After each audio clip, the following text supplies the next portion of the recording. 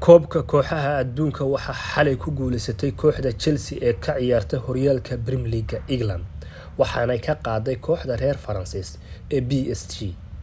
saadaashu ma ahayn sidaa u dhacday, laakiin kooxda Chelsea ayaa kooxdii bilihii u dambeeyay la holin waayay ee PSG dariiqa seexatay, waxaanay uga badisay 3 gool iyo waxba. waxaana 2 gool oo kamid dhaliyay ciyaaryahan Cole Palmer oo in badan keligii dhabarka ku sitay kooxda Chelsea.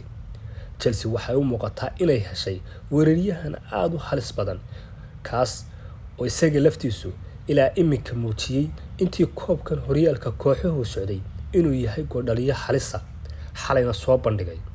dadka kubadda falanqeeya iyo kuwa daawada midkoodna uma saadaalinaynin kooxda Chelsea inay ku guuleysato koobkan, sababtuna waxay ahayd PSG oo soo garaacday kooxo waaweyn oo ka awood badan kooxda Chelsea.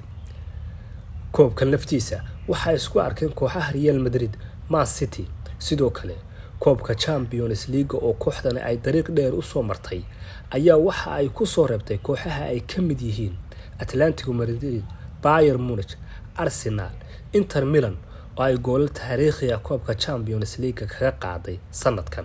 koobkan marka laga yimaado koobka adduunka waa koobka ugu dhaqaalaha badan ee la ciyaaro.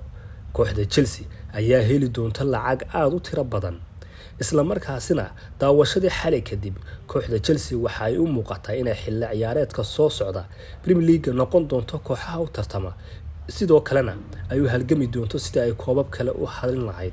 kooxda Chelsea waa koobkoodii labaad ee ay sanadkan ku guuleystaan.